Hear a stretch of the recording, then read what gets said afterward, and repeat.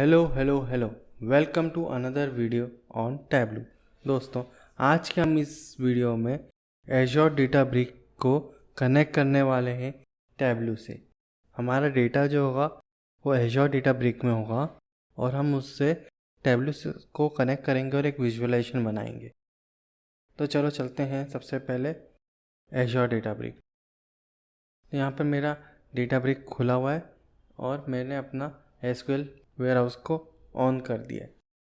अब सबसे पहले हमें डेटा को अपलोड करना होगा, तो मैं अपलोड डेटा पे क्लिक करता हूँ और ब्राउज करता हूँ। यहाँ से मैं सैम्पल सुपरस्टोर एक डेटा अपलोड कर लेता हूँ। अपलोडिंग स्पीड डिपेंड करती है कितना अमाउंट ऑफ डेटा है आपके पास। अगर डेटा कम होगा तो फास्ट अपलोड हो जाता है, जैसे यहाँ पर हो गया। ठीक है, अब मैं यहाँ बताऊँ तो मेरा एक कैटेलॉग एग्जिस्टिंग कैटेलॉग सिलेक्ट हो गया। यहाँ पर दो हैं पर डिफ़ॉल्ट मेरा ऑलरेडी सेट है। और टेबल का नाम ये मैं रीनेम कर सकता हूँ। फॉर एग्जांपल मैं डाल देता हूँ इंजेस्ट। ठीक है, और ये मेरा टेबल। अभी मेरा डेटा केवल लोड हुआ है पर अभी टेबल क्रिएट नहीं हुआ। टेबल क्रिएट करने के लिए नीचे में को क्रिएट टेबल पे क्लिक करना पड़ेगा। जैसे मैं क्लिक करता हूँ मेरी टेबल क्रिएट हो जाती। यहाँ पर मेरे कॉलम्स हैं। फिर मैं सैम्पल डेटा देखूँ तो मेरे को सैम्पल डेटा मेरा दिख जाएगा। डिटेल्स में मेरा डेटा जो है वो मैनेज लोकेशन है, मतलब मैनेज टेबल है बेसिकली। मतलब मेरा डेटा जो है वो यहीं रिसाइड करता है इस लोकेशन पे। अगर अनमैनेज्ड होता तो वो किसी एक्सटर्नल लोकेशन पे होता। परमिशंस, मेरे को ये परमिशंस अलॉटेड है। हिस्ट्री में देखेंगे हमारी इनिशियल वर्जन को, जो कि हमने क्या किया, क्रिएट किया टेबल को। ठीक है, अब मैं यहाँ पर जाता हूँ और मैं क्वेरी पे क्लिक करता हूँ तो मेरी को ऑटोमेटिकली क्वेरी आ जाएगी। इस क्वेरी को मैं रन करूँ तो मेरे को फर्स्ट 1000 रिकॉर्ड्स मिल जाएंगे। अब मेरा डेटा कहाँ से आ गया? मेरा डेटा एक एक्सेल से आ चुका है, CSV से आ चुका है मेरे डेटाब्रिक में। अब मुझे डेटाब्रिक से कनेक्ट करना है मुझे अपने टैबलू पे।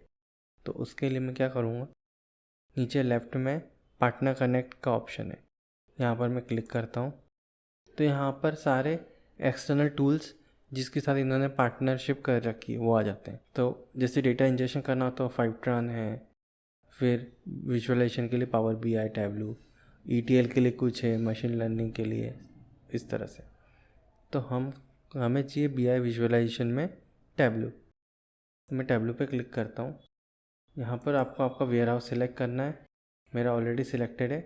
और डाउनलोड कनेक्शन फ़ाइल नहीं करनी है, पर अभी क्लिक कर देता हूँ क्योंकि उससे भी एक अच्छा तरीका है, ताकि उससे आपको समझ में आएगा। अगर मैं डाउनलोड कर लिया और इसी फाइल को ओपन करूँगा तो ऑटोमेटिकली कनेक्ट हो जाएगा। पर उसकी जगह हम कॉन्सेप्ट क्लियर होना चाहिए। इसके लिए क्या करेंगे, हम सबसे पहले 2 स्टेप को ये करते हैं। उसके लिए सबसे पहले हमें करना होगा ODBC ड्राइवर को इंस्टॉल। जैसे मैं यहाँ क्लिक करता हूँ तो क्योंकि मैं मैक यूज़ कर रहा हूँ तो मेरे को डाउनलोड मैक ड्राइवर करना होगा। अगर आप विंडोज़ यूज़ करते हो तो बेस्ड ऑन योर OS आप इन दोनों में से कोई एक ऑप्शन सिलेक्ट कर सकते हो। मैंने समझा मैक का यूज़ किया और ये अभी हो रहा है डाउनलोड। तो मैं फाइंडर पे जाता हूँ, ठीक है, और वेट करता हूँ कि फटाफट मेरा ही हो जाए। अब हो गया। अब मैं इस पर डबल क्लिक कर रहा हूँ तो यहाँ पर मेरे को .tmg फाइल मिलेगी, इसको रन करना है। ऑफकोर्स आपके अगर विंडोज़ है तो शायद हो सकता है exe मिले, ठीक है, पर आई होप यही नहीं होगा। इसको मैं डबल क्लिक करूँगा, अनपैकेज होगा, ओके, और इंस्टॉलर खुल जाएगा। फिर जैसे नॉर्मल इंस्टॉलेशन करते कंटिन्यू कर दो, एग्री, इंस्टॉल, मतलब वही लोकेशन पे मैं अपना पासवर्ड डालूँगा और इंस्टॉल कर दूँगा तो इंस्टॉल हो जाएगा।